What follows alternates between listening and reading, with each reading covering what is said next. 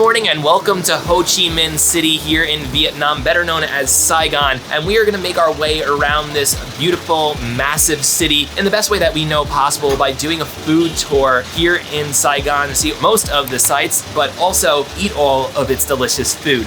So let's get going. We're super hungry and we're gonna start off with one of its most famous noodle dish, pho. Let's get inside and eat. We got one Pho Bo and one Pho Ga, which is gonna be beef and chicken respectively. We got all of the normal accompaniments that we're gonna be putting on to our beef and chicken pho. We got the fish oil as well as the chili oil, and I can't wait to finally try this. Yes, we're not eating it on the side of a street corner like is normal for a street food tour, but we wanted to just come to the closest place here next to our hotel right here in District 1. So excited to dig into this pho and try it out for the first time in our food tour here in Saigon. Really good. Even though this is a chicken pho, they actually use a beef broth for this soup. You get the beef flavor in it as well, and we added fish oil as well. So it's like chicken, beef, and fish in one plate here right now. They're all dancing together and it tastes really good. I actually like the mix of them coming together in this taste. And you can definitely taste that chili sauce. I feel like I need more spice in it because I go a little bit crazy when it comes to spice. But for now, for Steve, since we're gonna switch and change, I'm gonna be very careful with my spice level. And we switch our beef and chicken pho. Now chicken is like less spicy than beef, but this tastes so good. I think I like beef more than chicken. But this time trying chicken was also a good idea because it was still in a beef broth. I like it. All right, finished up our pho. It was really delicious. So glad we stopped by. We're gonna go and explore more of Saigon though. We're gonna walk off this delicious food. We came to the riverside. It's a little hot, so we decided that maybe we should have some iced coffee and rest up a little bit as we're walking by. And all these buildings around here are so high up and very nice. We're surrounded by a lot of hotels, especially the chain ones. So it's definitely a very touristic area. When you come here, you can actually take the boat tours from here and see the whole water side around the whole river if you want. We're gonna skip that for today, but we're gonna still walk around as much as we can and enjoy the scenery.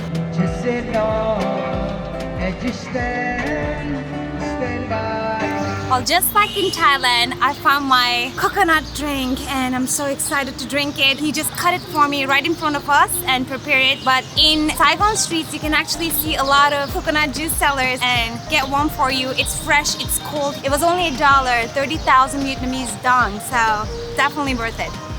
As we were walking around here in Saigon, we couldn't help but compare it to Hanoi. And really, the sidewalks here are much larger. So even when people put out the restaurant chairs and stools, you could still walk around it. The bikes aren't blocking the walkways. Much more pedestrian friendly. And we also know that they've done a really good job of protecting all of the green spaces, or a much better job at protecting green spaces. Probably because it has a European background, but we're gonna go check out some of that European background a few more blocks up.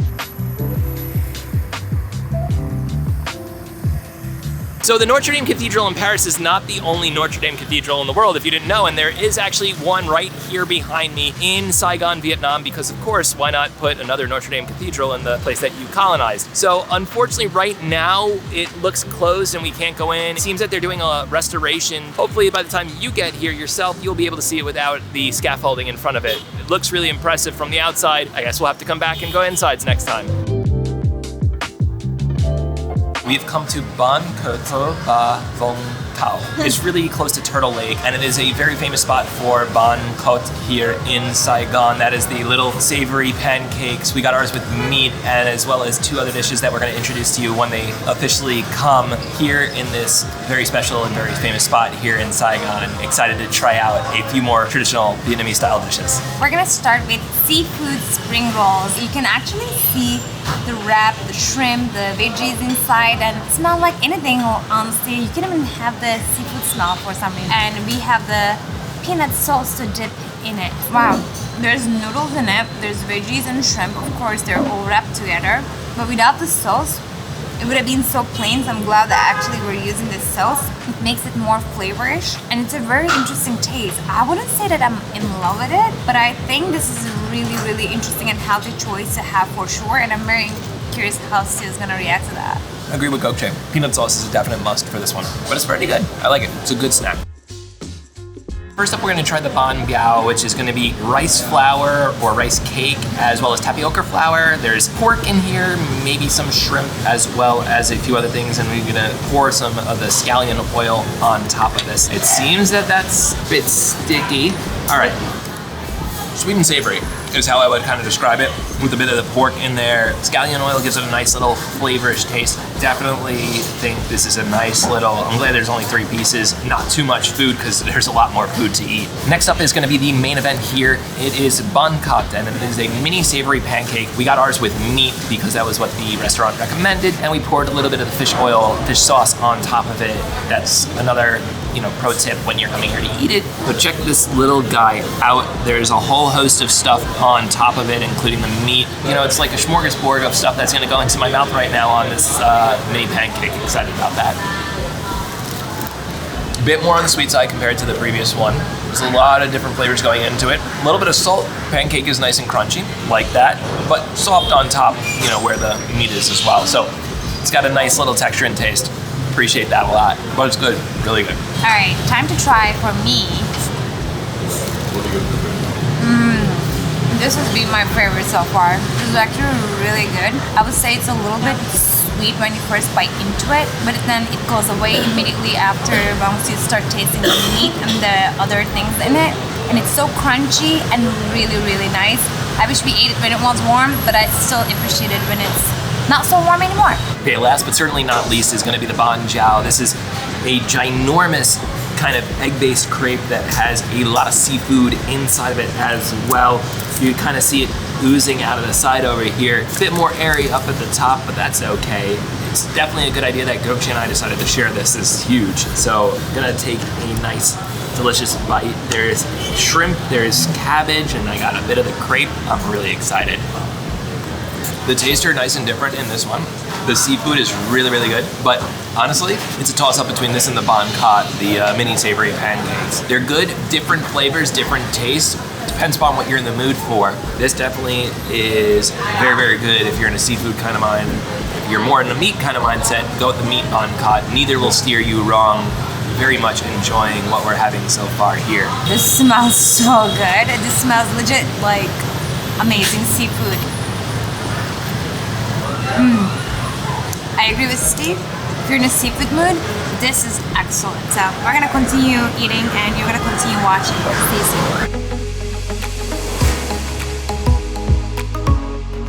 Okay, so after finishing up that delicious dinner, we have made it over to what is called Turtle Lake. Being honest, it's not much of a lake, it's more of a pond right here, smack dab in the center of Saigon. Still a nice, cool little spot to check out, though probably not to stay around so close because there are a good amount of flies here. But you can kind of see it's a little bit of an Instagram versus reality. Plenty of people taking photos for their Instagram, of course, but it's not quite what we were expecting. Gokchi and I were expecting kind of a nice big lake after seeing what it entailed walking up this way. Still a cool spot to hang around in though, and maybe there's a beer hall on the other side that we might wind up checking out.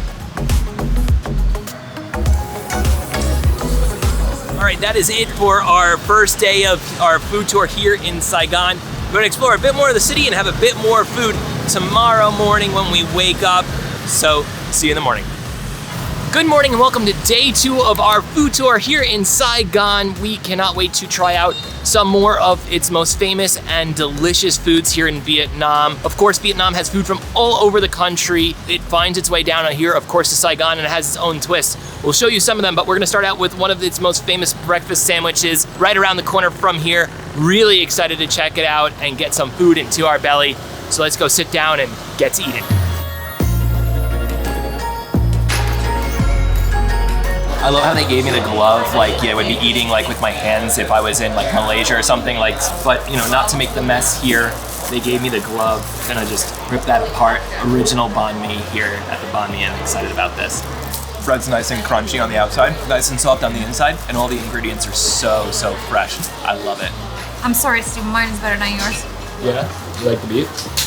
I do. All right, we just got our banh mi's and oh my God, it was so good. Steve got his with the pork and traditional one, and I had mine with beef. And of course, since I like beef more than pork, I enjoyed mine much more than his. It's a very popular place. You can tell because, you know, like there's a lot of people and they, you know, everybody wants to have this amazing experience. They also have platters as well as the sandwiches. Well, we went with the sandwiches, of course, and I think it was really good. The bread was extremely crunchy and the inside was super filling. There's a lot going on inside, of course. But if you ever come here, this place is called Bami Mian. I think it says Mama's Kitchen with a twist. So come find here. They have 2 locations next to each other and one of them is Michelin star, so I don't know if it's a sister one or it's the same place. And now we're gonna go get some egg coffee finally in Vietnam. We've been looking forward to it for a long time. So go burn it off and get energized with the coffee, Steve. Yep, so we don't fall asleep. All right, let's go.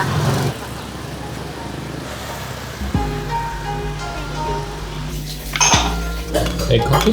Yes. Okay. This is really unique. This is an egg coffee here in Vietnam. People told us that this is kind of the epitome of their coffee culture, which is very strong here in Vietnam. And then there looks like, not sure, cinnamon maybe on top?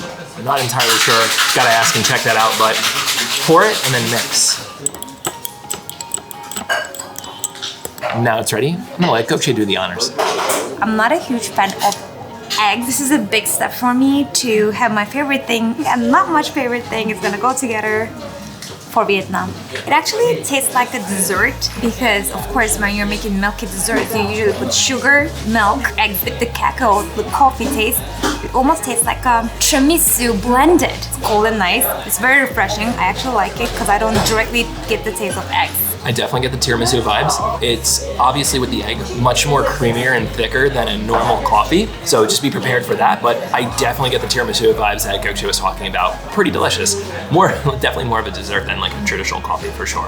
I actually like the serving style where you're pouring the coffee inside of the cup yourself, and you can actually decide how much coffee you want to add. It's like the other way around in the Western countries where you're adding your milk and additional stuff into your coffee. The coffee was super delicious, and thankfully the people at Tonkin Coffee were actually generous enough to show us how the egg coffee is actually made. Really cool to see the behind the scenes efforts that they go through every day to make a delicious egg coffee for people to enjoy. We are noticing in Vietnam though that beer culture is almost as big as coffee culture. So now we're gonna go and enjoy maybe a quick beer before we continue eating our delicious food at a pretty cool place not too far away.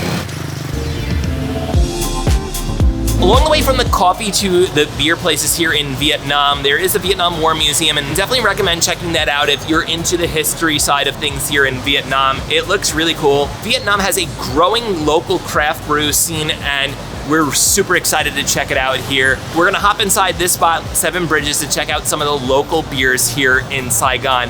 Really excited. Last and certainly not least, we are gonna have one of the most famous dishes of all of Vietnam. It originally started up in Hanoi, and this place is of course famous there, but they have its own spot down here in Saigon. It is called Bun Cha Ho Guam. Bun Cha is gonna be the vermicelli noodles, bun, with cha, which is gonna be the pork in a soup base. We also got Bon Bo He, which is a dish from the central of Vietnam, and that is gonna be more of a beef-based dish. Those 2 amazing dishes to wrap up our time here in Vietnam. Very excited for it. Get right here in the broth with a little bit of pork, as you can see. This is so good looking. I can't wait to try it out.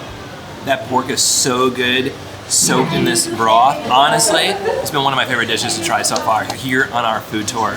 Very excited about having the rest of it. I got my dish, which is Bon Bo Hui. So this is a special beef noodle soup.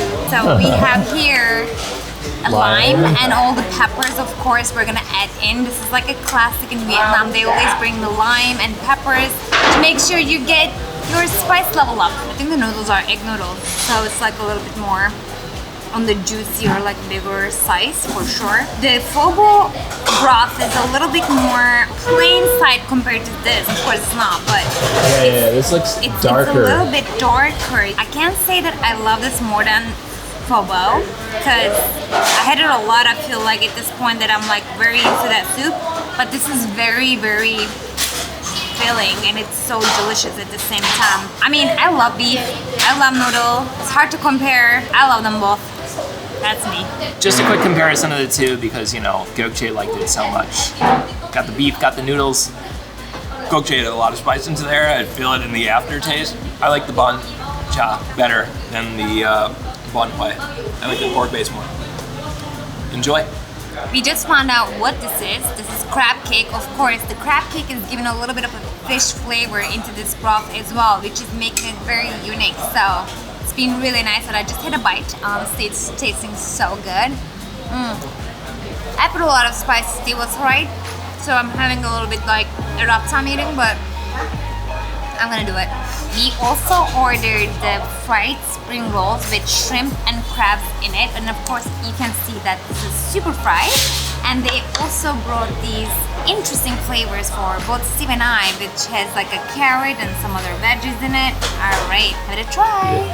Oh my god, this was super hot, super warm, and of course crunchy, but it was phenomenal. This is such amazing spring rolls. They don't look like spring rolls in a funny way, but they kind of remind me of baklava from the shape of it and from how crispy it is.